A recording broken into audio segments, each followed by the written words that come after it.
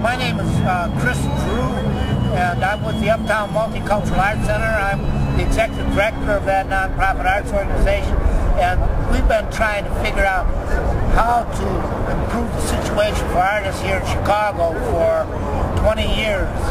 And finally we figured out that the best thing that we can do is challenge the peddler's license and the other laws that prevent artists from selling their artwork on the streets.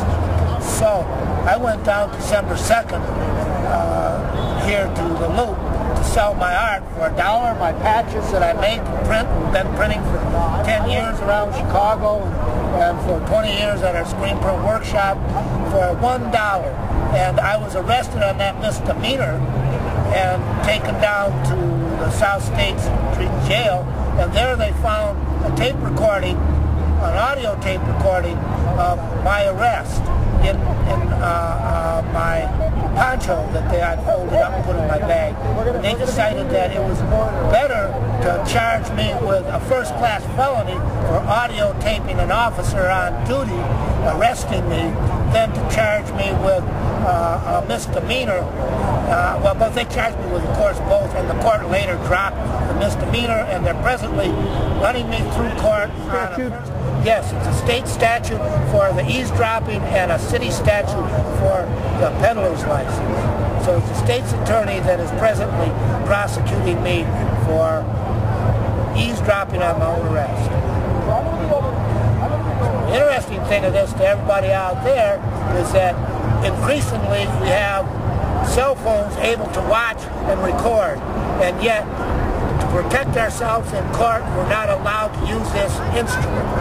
And at the same time they are, because what this law is used for is to capture the independent voices. They're concerned about independent voices who might sneak up on these officials. They're not really afraid of Fox News or the major voices, and neither are those forces, the major voices, much afraid of the police using this law against them, because they get the cooperation of the police. It's us who might sneak up on the police who wouldn't have the cooperation. For example, imagine yourself asking a policeman, can I tape record this arrest? Can I audio tape this arrest? Of course the answer is going to be no. We know that it's okay to audio tape the officers, because at every stop, if they're driving a police car, it's required. So they're not presumed to have any privacy in their job in public. So we have found then that there are special codicils that give the municipalities immunity from this first-class felony that everyone else is susceptible to. Exactly. And so they've created a special class for municipalities that individuals cannot partake in. Oh, not only that, but attorney generals can authorize such activity at the drop of a hat, and if they really need these capabilities. But you see, there's it's the eavesdropping.